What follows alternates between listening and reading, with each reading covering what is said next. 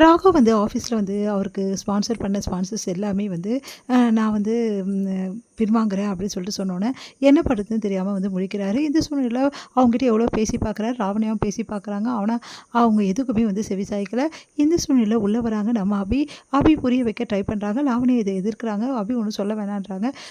ராகவ் கிட்ட கேட்டோன்னே ஓகே பேசு அப்படின்னு சொல்கிறாரு. அதன்படி வந்து அபி என்ன பண்ணுறாங்க, எல்லார்கிட்டையும் பேசி புரிய வைக்கிறாங்க. இந்த மாதிரி ராகவ் மேலே எந்த தப்புமே இல்லை, அவர் இந்த கேஸ்லேருந்து எப்போ ரிலீவ் ஆகிட்டாரு, வேணால் நீங்களே பாருங்கள், கோர்ட் ஆர்டர் பாருங்கன்னு சொல்லிட்டு எல்லாத்தையுமே விடுன்னு சொல்லி நிரூபிக்கிறாங்க. அதனால் அவங்களும் வந்து இதுக்கப்புறம் ஒன்றும் பிரச்சனை இல்லை, நாங்கள் தான் தப்பான நியூஸை கேள்விப்பட்டு இந்த மாதிரி பண்ணிட்டோம், அதனால் ராகவ் உங்கள் கூட நான் தொடர்ந்து நாங்கள் பிஸ்னஸ் வச்சுக்கிறோம் அப்படின்னு சொல்லிட்டு சொல்கிறாங்க. இந்த மாதிரி ஒய்ஃப் கிடைக்க நீங்கள் கொடுத்து வச்சுருக்கணும் அப்படின்னு சொல்லிட்டு போகிறாங்க. இதையெல்லாம் கேட்டுட்டு வந்து டென்ஷன் தாங்கவே முடியல. லாவண்யாவுக்கு செம கடுப்பாக இருக்காங்க. உடனே அபிக்கு வந்து தேங்க்ஸ் சொல்கிறாரு நம்ம ராவ். பரவாயில்ல அப்படின்னு சொல்லிட்டு போயிடுறாங்க.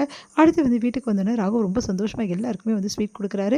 உடனே வந்து எல்லாருக்கிட்டையும் சொல்கிறாரு, இந்த மாதிரி வந்து எவ்வளோ பெரிய விஷயம் வந்து பண்ணிட்டா அபி அப்படின்னு சொல்கிறாரு. உடனே வந்து ஆகாஷும் வந்து இந்த மாதிரி அபி பண்ணுவாங்கன்னு நினச்சி கூட பார்க்கலாம், அந்த அளவு வந்து எல்லாருமே வந்து பேசி வந்து சரி பண்ணிட்டாங்க, ராகவோட பிரச்சனையில் கொஞ்ச நேரத்தில் சரி பண்ணிட்டாங்க அப்படின்னு சொன்னோன்னே எல்லாருமே ஆச்சரியப்படுறாங்க. பாட்டி எல்லாருமே அவங்க வந்து நம்ம அபியை வந்து பாராட்டுறாங்க. எவ்வளோ பெரிய விஷயம் பண்ணியிருக்கமா நீ, ராகவோட டென்ஷன் எல்லாத்தையுமே குறைச்சிட்ட, ஒன்றை மாதிரி வந்து ஒரு ஒய்ஃப் கிடைக்க ராகவ் கொடுத்து வச்சுருக்கணும், இந்த வீட்டுக்கு கிடைச்ச பொக்கிஷம் அப்படின்னு சொல்லிட்டு எல்லாருமே வந்து பாராட்டுறாங்க. உடனே வந்து இப்போ அது புரிஞ்சுக்கிட அபியை, எப்போ பார்த்தாலும் அபிக்கிட்ட சிறுன்னு இருக்காத, இதுக்கப்புறமாவது அபியை புரிஞ்சுக்கிட்டு ஒழுங்காக அவள் கூட வாழ்கிற வழியை பாரு அப்படின்னு சொல்லிட்டு அஞ்சலி வந்து அட்வைஸ் பண்ணுறாங்க. இதையெல்லாம் பார்த்து வந்து முரளியாலையும் வந்து தாங்கிக்கவே முடியல, அப்படியே பார்த்து டென்ஷன் ஆகுறாரு. உடனே சுந்தரி வந்து இந்த மாதிரி நடந்துடுச்சு, நம்ம இப்படிலாம் பிளான் போட்டோம், அந்த லாவணி என்ன தான் பண்ணுறா அப்படின்னு சொல்லிட்டு டென்ஷன் ஆகுறாங்க. இங்கே வந்து அபிக்கு வந்து தேங்க்ஸ் சொல்கிறாரு மறுபடியும் வந்து நம்ம ராகவ். அப்போ நீங்கள் தான் அங்கேயே தேங்க்ஸ் சொல்லிட்டீங்களே, மறுபடியும் எதுக்கு சொல்லணும் அப்படின்னு சொன்னோன்னே, இல்லை நீ பண்ணியிருக்க விஷயம் ரொம்ப பெரிய விஷயம் அபி, தேங்க்ஸ் அபி அப்படின்னோடனே, உங்கள் தேங்க்ஸை எதிர்பார்த்து நான் பண்ணலைங்க, என்னை பொறுத்த வரைக்கும் என்னால் தான் உங்களுக்கு இந்த பிரச்சனை உருவாச்சுன்னு நீங்கள் சொன்னீங்க, அந்த பிரச்சனையை நான் தீர்த்துட்டேன், அவ்வளோதான், வேறு எதுக்காகவும் நான் இந்த விஷயத்தை பண்ணலை அப்படின்னு சொல்லிட்டு போகிறாங்க. இதை கேட்டு வந்து யோசிக்கிறாரு. இங்கே வந்து ஆகாஷ் சொன்ன விஷயத்தையும் யோசிக்கிறாரு. அபி ரொம்ப நல்லவன், நான் தான் ஒரு வேளை தப்பாக புரிஞ்சுக்கிட்டோம் அப்படின்னு சொல்லிட்டு யோசிக்கிறாரு. கண்டிப்பாக அபிக்கு ஏதாவது ஒரு நல்ல விஷயம் நம்ம செய்யணும், எப்போவுமே அபியை துன்புறுத்திக்கிட்டே இருக்கோம் அப்படின்னு சொல்லிட்டு ராகவ் வந்து யோசிக்கிறாரு. இந்த சூழ்நிலை ராகவ் என்ன பண்ணுறாரு, அபிக்கிட்ட வெளியே போகலான்னு கூப்பிட்றாரு. அபி வந்து இந்த டைம்லையா அப்படின்னு கேட்குறாங்க.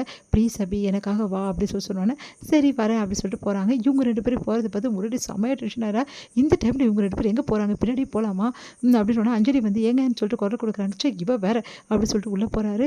இங்கே வந்து என்ன பண்ணுறாங்க, ராகவ் வந்து ஆசிரமத்துக்கு கூட்டிகிட்டு வராரு. அங்கே பார்த்துட்டோன்னா அபிக்கு ஒன்றும் போல, என்னங்க இது அப்படின்னு கேட்குறாங்க.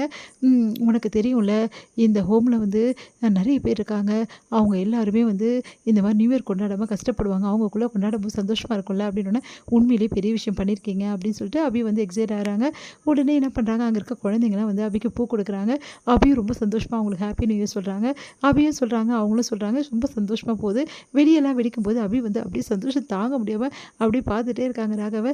உடனே ராகவ் கிட்ட சொல்கிறாங்க, உண்மையிலே இந்த வந்து நியூ இயரை நீங்கள் பெரிய விஷயமா எனக்கு கொண்டாடிடுங்க, இந்த புது வருஷம் எனக்கு வந்து புதுசாக பூத்த மாதிரி இருக்குங்க, ரொம்ப நன்றி அப்படின்றாங்க.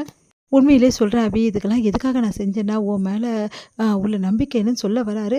அதுக்குள்ளே எனக்கு நல்லாவே தெரியும் ராகவ், நீங்கள் எதுக்காக இதெல்லாம் செஞ்சுருக்கீங்கன்னு சொல்லிட்டு.